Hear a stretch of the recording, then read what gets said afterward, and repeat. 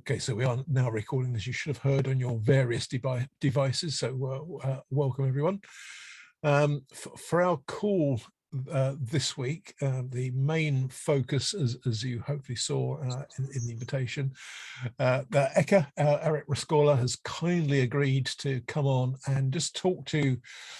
And to be fair, it's a very ill-defined brief from me, so my apologies for that. But I thought, look, given that he's very recently published an extremely informative sort of series of posts about DNS security, and not to try and cover all of the detail and all of those in one hit, because that would take probably more time than we have, but to maybe call out some of the issues as you see them, Eka, and no doubt use that to stimulate a discussion amongst a knowledgeable audience on various topics. So I hope people have taken the opportunity to have a look at the posts over the last few days, so you've got some view on some of the topics. But I guess this is going to be a fairly unstructured discussion after Eka's initial input. So I don't know, Eka, if you had any slides, or if you just wanted to talk, either way is fine. But maybe I don't have slides. I was just going to have a few opening remarks, such as it is. Feel free to interrupt me if people think I'm saying something wrong or saying wasn't clear. So I'm assuming people basically understand the technical background of most of this. So I think I was hoping just to provide some background. I think of how I think other people perhaps in my situations sort of see the story. And the implications of those technical sort of facts. I mean, this is obviously from the perspective of someone who has done a fair amount of stuff in security, but from a browser and client perspective, not from a result perspective. So your mileage, of course, may vary. I think it's no secret that DNS security is not in good shape. Historically, of course, it's been in incredibly terrible shape, but even now there's no meaningful security for a huge fraction of the uses. I mean, this is just mostly a consequence of the system being incredibly old and it being so hard to do crypto, back when DNS was first invented. I think, I often see this get spun as the fathers of the internet, fathers and mothers of the internet were too dumb to do crypto, or didn't know there was, that there was that the network was under attack, but of course this isn't true. There were just a whole bunch of technical reasons why it was too difficult. Patents, export controls, CPU. But the good news is it is practical to do crypto now, and the legal situation is a lot better. And and we see that the web, TLS is basically ubiquitous, and there's plenty of evidence that there's no major performance hit now from running from running TLS on the web. But of course, we have this system that is zillions of years old, and now we have to retrofit everything, and that's really hard, and so progress has been incredibly slow. I think as again, I won't be surprised. DNSSEC is sort of the traditional approach that people had on this. The focus of DNSSEC is entirely on integrity. I not to hide the ball or to to preload a little bit. I don't think this is as interesting as other people think it is. I think integrity is important, but in many cases, the data that you're protecting actually isn't that important itself, because it's the IP address. And it's turned out to be the case that because of the incredibly slow deployment of DNSSEC and DNS security in general, people find other ways to protect all the traffic that goes over the internet that does not rely upon DNS providing correct and accurate answers. And so the consequence, while it is useful to have accurate answers in DNS, the degree of damage you can get if you get inaccurate answers is relatively limited. Now, that has meant that basically, conversely, no one is going to put anything in the DNS that actually requires integrity. So it's kind of a chicken egg problem. This design doesn't protect against censorship at all. It's true it makes censorship manifest, and that attackers can tamper with the records and things don't verify. That actually doesn't help you very much, because when you can't verify the signature, you just stop. And so yes, people can see censorship, but censorship usually isn't secret, so that doesn't help you very much.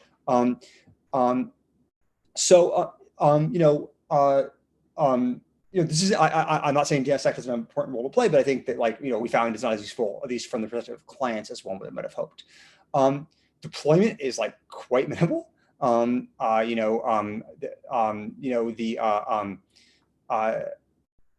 this usually gets quoted in terms of like two metrics. One is signing and one is verification. The signing metrics, often you get quite misleading numbers about how many of the top level domains are signed, but what's actually relevant is how many of the second level domains are signed. And that number is quite small. It's single digit percentages for most domains. There are a few domains which have had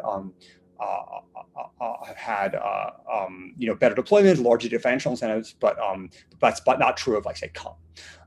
There's quite a good paper by Chung et al. A few years ago describing some of the reasons why this is so, in particular some of the friction points. The validation situation is sort of really mixed. AP-NICS data reports about 30% validation, but that's really validation at the recursive. It's not validation at the endpoint. And so that helps you in some threat models, but not others. There's practically no endpoint validation on end user machines at all. There appears to be some validation on server class machines like mail servers, stuff like that, but there's practically no validation on any end user client. This is kind of a problem because A, you're often on an adversarial network, and B, the recursive often is the attacker, and of course that doesn't help you.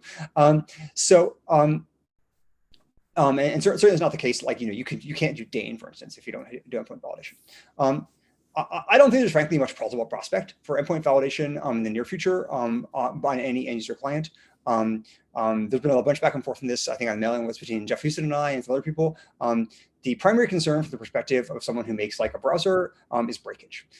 So there's some real old data that demonstrates that basically, if you try to retrieve text records from average browser client, you get enormously high failure rates. So everyone's really quite concerned there's going to be failure rates when we try to do DNSEC validation. And basically from the browser perspective, if you have if you had incremental failure rate 0.5%, that'd be really, really bad.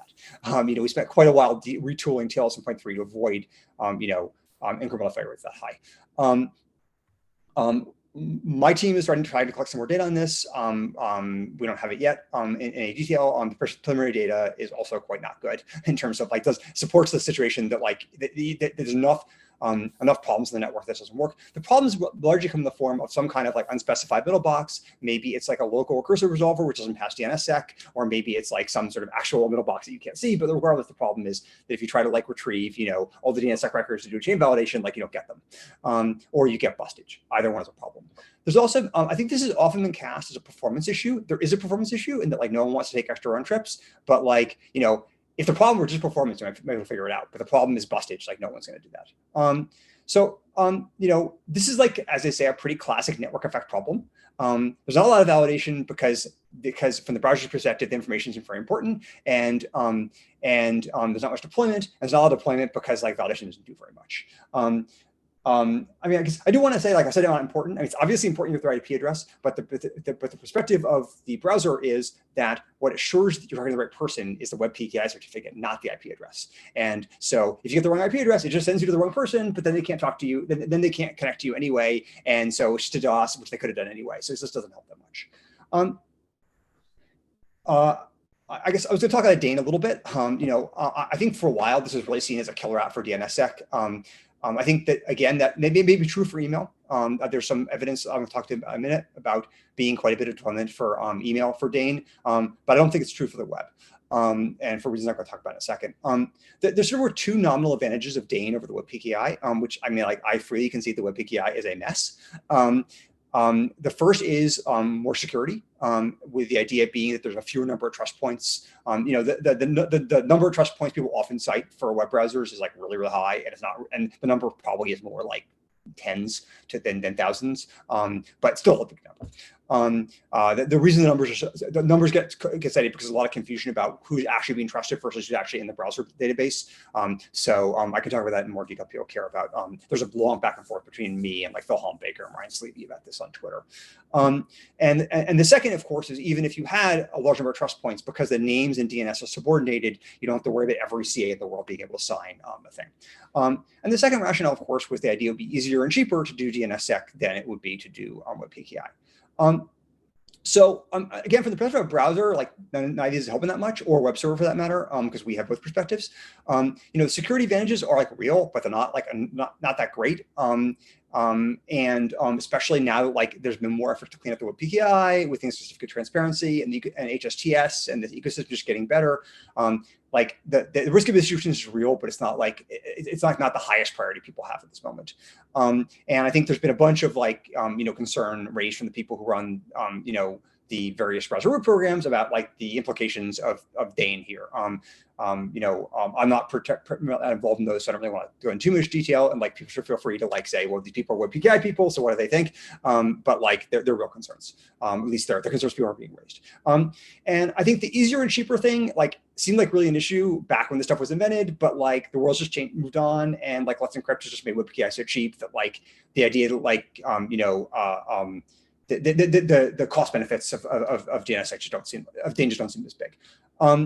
Especially because from the browser perspective, you don't get incremental deployment because for basically the next 5 to 10 years, it will be the case there'll be some substantial number of web clients which do not support do not support DANE, and as a consequence, you have to get a web PKI certificate anyway.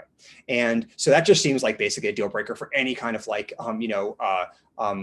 for any kind of like cheap and easy argument for DANE for web PKI for web.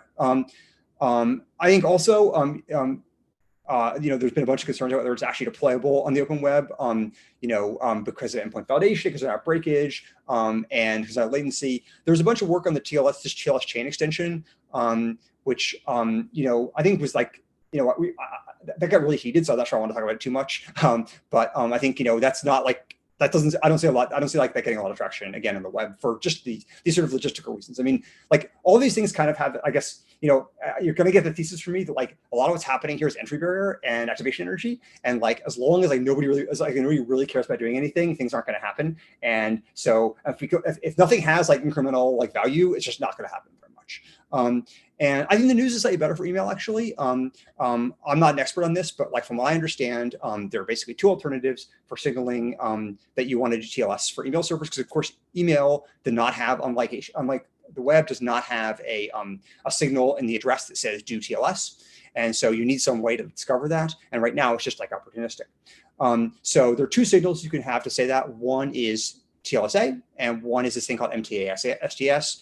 Microsoft apparently is doing TLSA. I think they're allegedly real soon, if not already. Though I don't know if they've actually rolled it out. Someone else may know. Google does MTA-STS and is not doing TLSA, though maybe they will do TLSA at some point in the future. So it's hard to know what will win. Maybe both. That'd be the IETF way. Of course, you have both. But this is like more like network effects and collective action stuff, right? It's like basically, that once something starts to take off, it's like really valuable to do it, and so it's like hard to see what's going to happen. So I think the other big thing that's obviously happening is like transport encryption. Even if we had like universal DNSSEC, and again, I'm not saying like there wouldn't be like real value here. There would be. It wouldn't solve everything. You wouldn't have any kind of privacy for people's email requests, and you wouldn't have any kind of meaningful anti-censorship, even for things that don't happen at the recursive. And I understand there's like a lot of back and forth about like what what censorship is versus blocking versus whatever. But from the user's perspective, if they want to retrieve the domain and they can't get it, then like that's something they don't like. We're starting to see like really I think all the real deployment of DNS over any secure transport is in this stuff to recursive situation. I'll talk about I'm like really not sanguine these days about the recursive authoritative, like depressingly. I'll talk about that in a few minutes. There are 2 main models, of course, we see being deployed. One is the one Chrome uses, same provider auto upgrade, and Microsoft, I believe, is eventually going to use that. This is in theory easier to deploy because all you have to do is like detect which servers support dot or do or whatever, and just do it. It's not clear how much easier it is to deploy. I mean, so like I initially when I started writing these posts was like, great, like 15% of the world uses Google public DNS, so 15% will just get this when they turn it on. But I don't think that's actually true. And the reason is, as a number of people on this call I think have pointed out, that the way the Google system works is that it looks at the IP address that it's talking to, and if the IP address actually has a middle box recursive resolver that is then forwarded to Google public DNS, or not a middle box, but like an end network device, a CPU device, then they're using Google public DNS, but they're not going to get they're not going to get encrypted transport. I don't know. I like to see actually from Chrome what the numbers are. I don't have them. Of course, the good news is this doesn't change any existing arrangements. So if you had like filtering at the middle box at the resolver, you still have it. If you had CDN steering at the resolver, you still have it. But that's the good news, and the bad, of course, is it doesn't protect you from the resolver. So if you're in a coffee shop and the resolver is malicious, well, you're just in trouble. The other alternative is the one Firefox uses, which is this thing called trusted recursive resolver, which basically means that we have a list of resolvers we think comply with our policies, and we pick one for you if we can. This is like, as I say, initially I thought not as easy to deploy because it kind of requires like a bunch of work on a bunch of parts, and it does change the existing arrangements. So like if you previously had filtering at the resolver, which you wanted, then you don't have it anymore, and you're annoyed about that. And again, the other side of that is if you didn't want filtering resolver and it's writing it for you because it was a coffee shop, then now you don't have it, so you like that. We spent a lot of time trying to cut these cases apart technically and trying to figure out like cases where the user wanted something where the user didn't. And I would say like without like as much success as I would have hoped. We have a bunch of heuristics in the browser that try to detect this. Some of them work, some of them were like kind of bad. I would say them. In particular, I think we're pretty good at detecting when devices are managed. And we're sort of not that great at detecting when like the devices are unmanaged. I think we err by and large on the side of probably being too aggressive at shutting it off when the devices are unmanaged, and that seems to be filtering, but might people feel differently. One problem here that I think like we are concerned about is that the Firefox controls allow active attacks by the network. So like that's like a great permanent situation, because part of the problem is the network is the attacker in either of these cases. And so we're like monitoring the situation to see like how often actually happens and trying to figure out how to deal with that. One thing we may do that we sort of talked about is making a lot more visible to the user when Dodo has been turned off. The privacy properties of any kind of TRR system are argument as good as you'd like. You're basically replacing someone you don't trust with someone someone that Firefox trusts, which I think you may or may not like, but we think is good because we think the users have very little ability to detect who they trust and who they don't, and we've carefully evaluated who we pick. The bottom line is it still means that some other party's getting your browsing history. So clearly some kind of proxy system like Dodo would have better privacy properties. And so that's certainly something we're looking into. And I see Chris is on the call, and I think, that's some really interesting technical work on that side. There's been, I'm sort of like, so I guess, the ITF is trying to step into this gap here of like detection with ADD. I think this is like maybe sort of useful. I think it theoretically replaces the lists for same provider upgrade, which is good because right now Google just has a list. It isn't useless for TRR, though it's perhaps less useful, and we would think about using it for steering between providers. So right now Firefox will try to detect if it's on a Comcast network because Comcast is on a TRR program, and if it is, then we'll use Comcast resolver. That's you can use ADD for that. But of course it can't replace a trust list in a TRR system. One thing I didn't want to, the reason I started writing all this crap is because I really wanted to say what I'm about to say now, which is like, I find the arguing about whether it's do or dot or doke interminably dull and really quite missing the point. These all fundamentally do the same thing. Largely, the reason that we have, the reason that browsers use Dodo is really for cultural reasons. And as far as I can tell, and modestly technical reasons. And as far as I can tell, the reason that people who do DNS like dot is largely for cultural and partly technical reasons. I think there's been a lot of discussion of whether or not Dodo is harder to block or than dot. And I think that's kind of not really true. It is probably sort of true that at this exact moment in time, it's easier to block Dodo than dot because it uses the same ALPN and the same port. But the domain names are different largely. Firefox uses a very obvious domain name for when we talk to Cloudflare. And if you wanted to make dot harder to block, there are lots of things you could do. So I think if we're in the point where it's an arms race between the clients and the people on the network, I think it's not going to matter what protocol it is very much. So I think all these protocols have merits. If there hadn't been Dodo, I think Firefox probably would have eventually done dot. And if Dodo had been done first, probably wouldn't need dot. So I think either one. I think Dodo does DNS Over Quick has like real technical improvements, but frankly, it doesn't matter whether it's DNS Over HTTP Over Quick or DNS Over Quick. They're like the same. It's the same story. I think the other cultural point that I wanted to make is I think there's like a sense that I will concede I should have set that up at the beginning of this of what I was saying, that like secure transport and DNS are competitors, and they both like protect DNS. But like I don't think that's like really the right way to think about it. DNS has some private confidentiality, so you clearly need secure transport, and DNS over any secure transport doesn't provide end-to-end integrity, which would be nice to have. And in particular, if we ever figure out how to get like enough deployment so that like clients can reliably use DNSSEC, then integrity is very valuable. And there's a bunch of use cases I know about where the incremental deployment story does work. And those largely depend on the client being able to guarantee having DNSSEC. And I think one thing that I sort of trying to point out to people is I think that actually secure transport is potentially an enabler and complement for DNSSEC, because exactly these breakage concerns the browsers are all concerned about basically go away if you're using secure transport.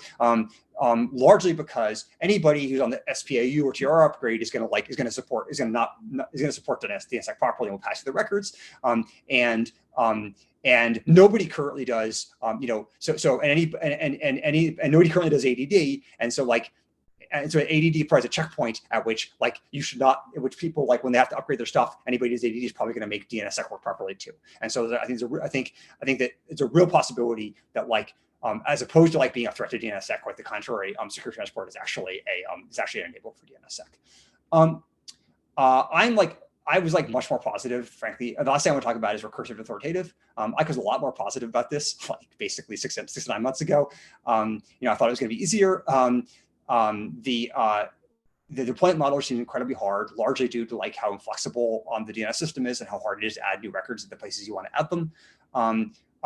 That might not be insurmountable, but my sense is that most of the people who run the authoritative servers aren't like that enthusiastic about this. And so, as I said before, the combination of like low enthusiasm and like hard deployment just like does not get you very far. So, I'm sort of like I'm more sanguine than I was about these opportunistic, or if you want to call them unauthenticated modes like DKG and Paul Hoffman are proposing. Than I was before, not because I think they're the best thing in the world, but because I think that like maybe that's the only thing we can actually do. So what I see for the future, I see like a lot more deployment of secure transport to clients. I think it's just clear, like all the clients are now moving towards that. I think we're going to see some, use of ADD for like the kind of for steering those things. That seems to be moving along at some kind of like gradual rate. Apple's already doing Odo for some of their stuff. I expect to see more Odo. We're certainly looking at that. As I said, I'm not sure what else we're going to get. I think the hopeful story is that like ubiquitous deployment of secure transport enables DNSSEC, and then enables DNSSEC to work, and then you start getting like more applications of DNSSEC which work in what I would call enabling modes. So like they're basically, to start, when you add new records to the DNS, right? There are 2 modes they can work in. One is you have to get the record, I think, totally broken, and the other is the record makes things better, but if you don't get it, it's not a problem. So like service B is a good example of that. Whereas if you don't get service B, well, I guess maybe you don't get quick or you don't get whatever it is, but like the world still moves on. But if you don't, and then like Dane is like the opposite example. If like you don't get Dane and you're expecting DNSSEC, then like things fall apart completely, right? And so I think I think that the hopeful version of this is that we see a lot more deployment of these enabling modes where they have fallbacks to kind of cruddier stuff, and then that starts to like die, and then you get a positive deployment stuff. Flywheel. I don't know if we're going to get that, but that's my hopeful story for this. So I think that I talked for quite a while, more than I intended to. So I'm just going to stop. I think that was like a long introduction. And if you want to read more about what I had to say about this, you have the links. Fantastic. Thanks, Eka. And I will send out again the links after this call in case anyone doesn't have them to hand. for the sort of various posts that you made. When I last checked, the recursive to authoritative wasn't up at that point. Is that still imminent, or is that? Yes, imminent. I Ben Schwartz reviewing it for me, so I will understand that less well, and I want to make sure I got things right. So that's what's holding it up. Fair enough. And I'll confess to being guilty. I was one of the people on the list that sort of suggested people look, or at least ask the authoritatives if they had any interest in deploying, because that felt like that was kind of important. No, I mean, let's find that out now. I don't want to waste a lot of my time trying to build something that nobody wants. Yeah, quite.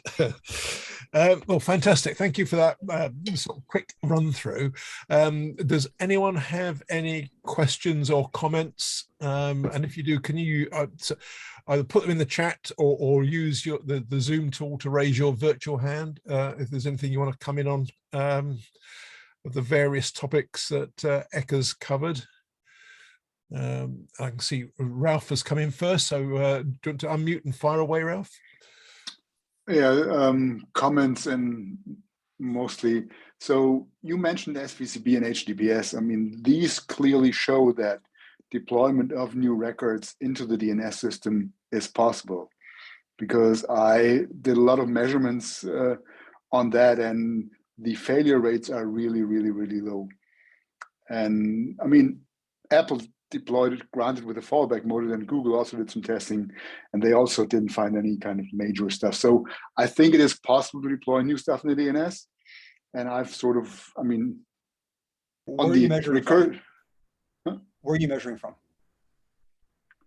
Well, I'm measuring sort of what the kind of authoritative side does from a recursive perspective, because I mean, I'm a recursive guy, that's all I know. Right, but you need to measure for the client, because the problems between the client and the recursive. Right. So I think you're right. I think so my impression is that you get like high 90s success rates, which is great for like a new feature that you want to deploy, and horrific for something you depend on if it breaks.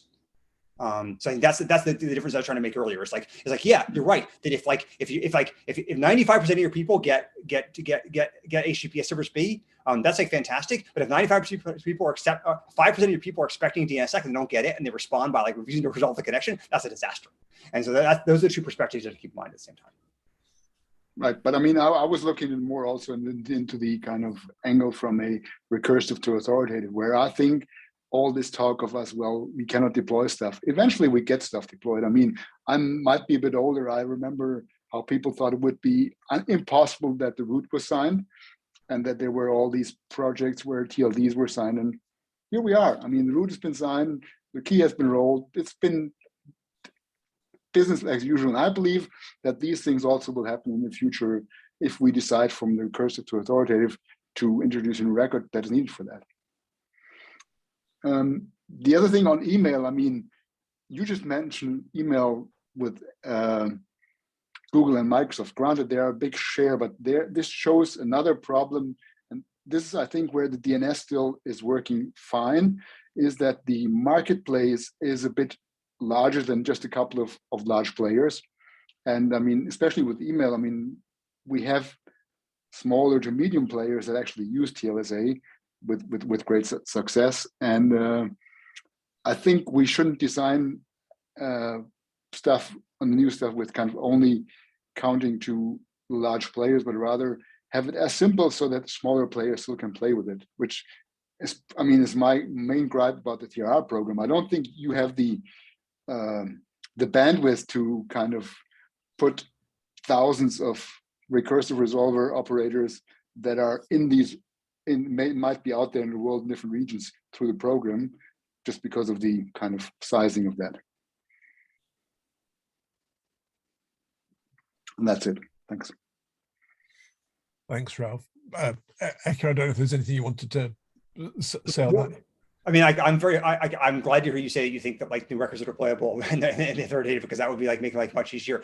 The complaining I've heard, frankly, is less about the new record types themselves than about the propagation of those records up to the authoritatives, in particular about like EPP and about that flexibility. I really know nothing about this topic, so like I was like right. I was quite surprised when I was told that wasn't going to work. So like if that's going to work, that'd be great.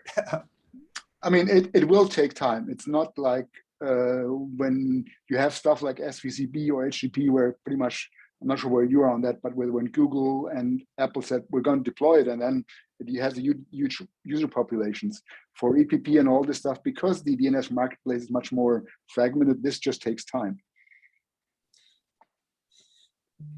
I suppose it might be worth recommending it, put that point onto the mailing list. That might be timely as we sort of run up to ITF 113, because I'm sure the debate about authoritative I think I mentioned it before, but I can sure kind of do it again. Okay, thanks, Ralph. Before I head over to Pat, I can see that Chris has asked Ralph whether your data is public. Chris Wood has asked that. Yeah, I gave a talk on DNS.org, 1 or 2 DNS.org again. Give me a couple of minutes. I'll put the link in the Slack. Fantastic, and I'll post it in the notes afterwards as well for anyone that's watching the recording. I'm not sure who TJW is, but he's pointed out that email is also a really old technology, which is a fair comment. Can't argue with that. Pat, you got your hand raised. You had a question? Yeah, hi there. Can you hear me okay? Perfectly. The question for Eric, really. I'm very interested in the use and application of oblivious technology. Do you think that you're going to embrace oblivious for both DNS, so oblivious over Dodo, and also oblivious for things like crash reporting for the browser? So I think we're definitely looking at Odo. I think our we're hoping to measure the performance story. My understanding is nobody uses it by default on regular web browsing just yet, and so we want to make sure that doesn't cause major performance regressions. But we're definitely very interested in it. Yeah, I mean we're also quite interested in oblivious stuff for reporting telemetry and crashes and things like that. As you probably know, Martin Thompson works with my team, is one of the main people driving that. I think we don't have we're not quite at the point of concrete product plans yet, but for things that are relatively low, high latency, low low criticality, but have privacy implications, those seem like really good opportunities to do conceal IP addresses. Eric, if I could ask a supplemental question then on that basis, would that also extend to safe browsing type activity, and phishing, blocking phishing URLs over Odo? That's another thing we're interested in as well. I think there's been, as is probably well known now, Apple's already proxying to Google. That's definitely something we're interested in. That seems like a real safe browsing seems like a real concern for privacy.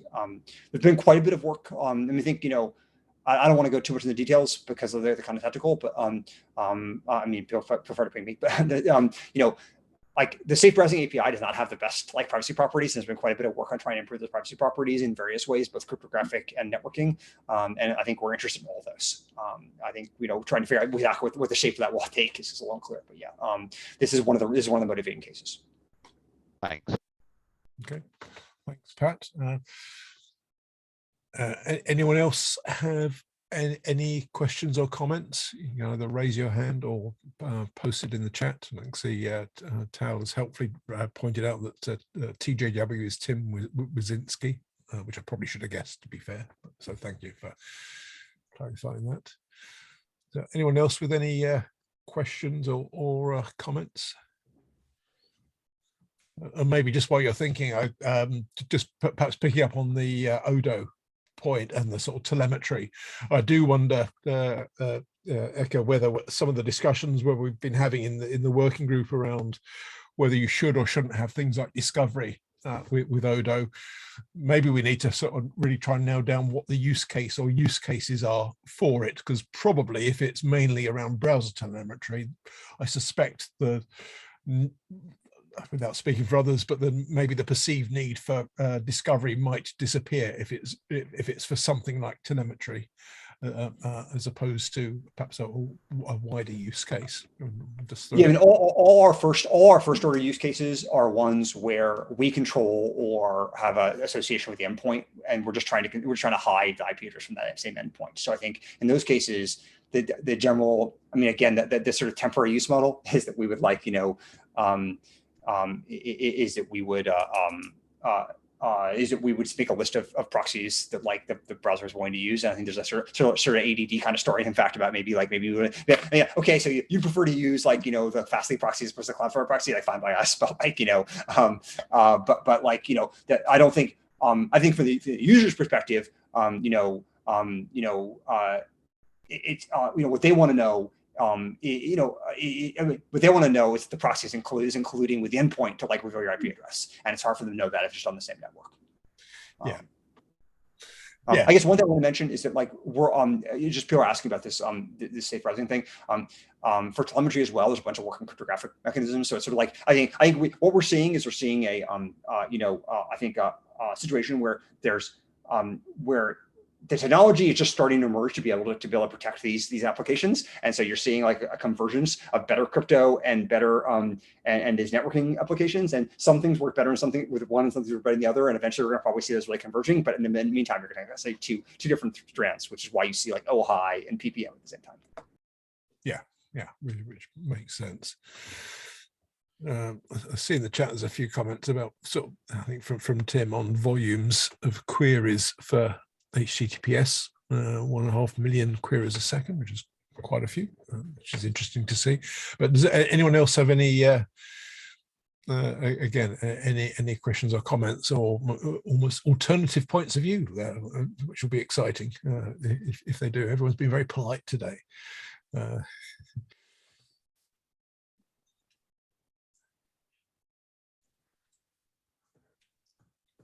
Looking like it at the moment. Fine. Well, I guess the key thing then is I would urge people who haven't had a chance to do so to read the posts and the one soon to be posted on recursive to authoritative on the blog, and I will, as I said, I'll share the links again and sort of post this call as a reminder. Because I think it's always a good thing to just see those all consolidated in one place. And other than that, I think the key thing is, Eka, thank you for taking the time to come on, particularly on a public holiday, and share that. That's much appreciated. Thank you for having me. And people know where to find me if they if subsequently decide they disagree or that I screwed something up, please let me know. I think these were pretty complicated. I've spent a lot of time trying to get deals right, but I know I've gotten a couple wrong. So if I have, let me know. And if people think I'm too negative about something, that maybe we can deploy, I want to deploy things. So let me know about that too.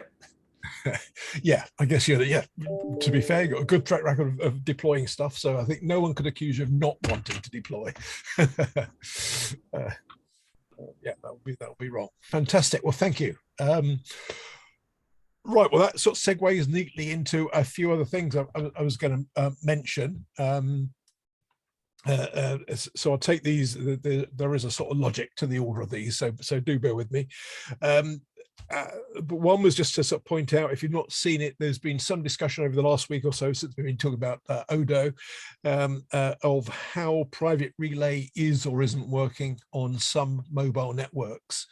I know in the States, I think there was a question whether it was working on one of the mobile carriers. That's also true in various European countries, and depending on what point of last week you took it, it was either because the mobile carriers were blocking it, I think was the first suggestion. Secondly, it was because there was a bug in the iOS 15.2 upgrade, which was sort of disabling private relay when it was on mobile, and then there was I think a third story which suggested maybe it wasn't that, but maybe there were two different settings in iOS that you needed to check to see whether they were both enabled, and maybe that was causing some user confusion. So unless anyone from any of the mobile operators wants to jump in to say what the current situation is, or indeed from Apple, I've not seen Tommy on the call. I don't think anybody else from Apple is. I'm not sure where we are now, but it did seem that it certainly at one point last week it wasn't working on multiple different mobile networks in multiple different countries without user intervention. Yeah, various conspiracy theories no doubt will be generated as to why that is. Changing the subject, DNS OARC, we discussed this briefly last week. There was a sort of call for proposals for papers, which originally closed last Monday. As predicted on the call, it was extended slightly, so it closes at 23:59 UTC today. So if you've got any proposals to put in, you've got till close today to submit those, so please do so. For the next DNS OARC meeting, which is next, I think it's middle of next month in Austin, but it will be a hybrid meeting. Also coming up later this week, you've got the deadline for submission of proposals for IETF 113 BOF sessions. So if you've got any BOF ideas, you need to put those in. I think it's Friday of this week is the deadline to get those logged on the system. And then on Monday, so 24th, I believe registration for IETF 113 opens up if you want to get the early bird rate, whatever that's going to be for the session, which again, to remind you, that's going to again be a hybrid meeting in person in Vienna and online simultaneously. So it's going to be quite interesting to see how many of us are actually able to make it to Vienna.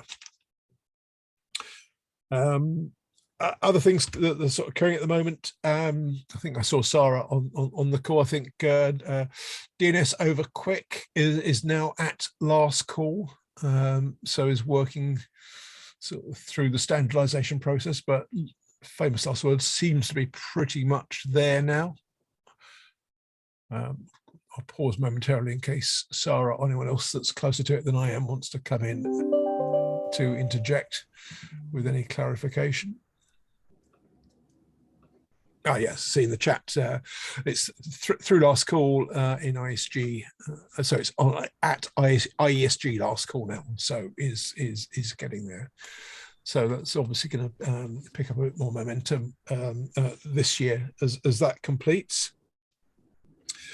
Since I forgot to mention it last time, I was reminded.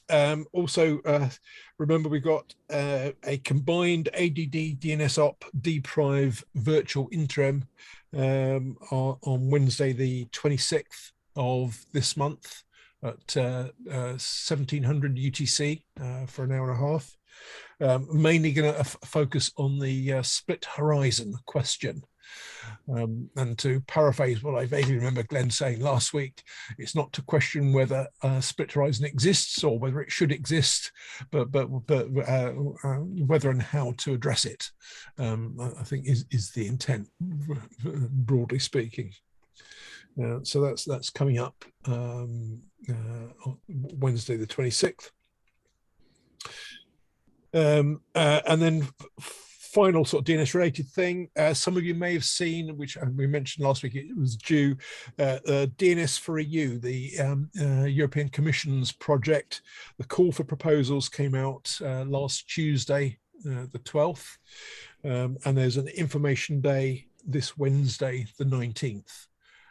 So an opportunity to clarify any questions you may have on the content.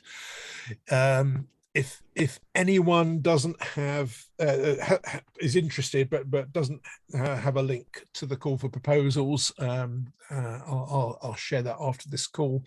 And similarly, if you're interested in attending the information day, which is, as I say, on Wednesday, I think it's Wednesday morning.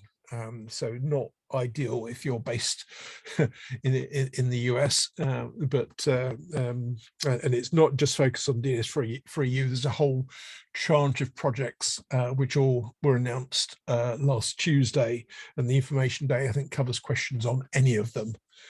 So it's open to what comes up through the sessions, how much time, if any, is spent on DNS for EU. But that's now live. And if you are interested in responding, the close date for sending proposals is the 22nd of March. So it's not long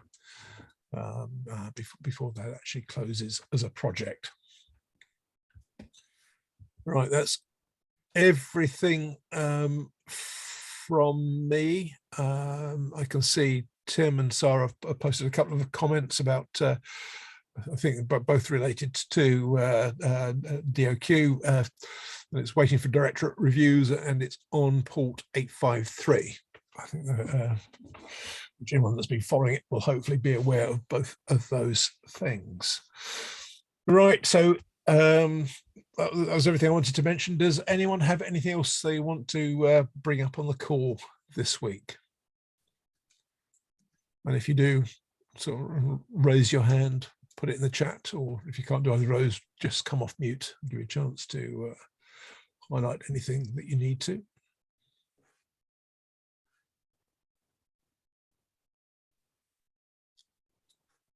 Not looking like it at the moment. Nope. Okay, I'm not seeing any hands raised, so I take it not. So there's a few links I'll put with the link to the recording afterwards. So hopefully you can follow up on those at your leisure. I'll definitely put a link to the to Eka's various posts. So please read those if you've not had a chance to catch up with them yet. And other than that, thank you, Eka, for coming on the call today. Much appreciated. And thank you everyone for your time. Have a fantastic week, and we'll convene again same time next Monday. So have a great week, everyone. Thanks, Andrew. Bye all.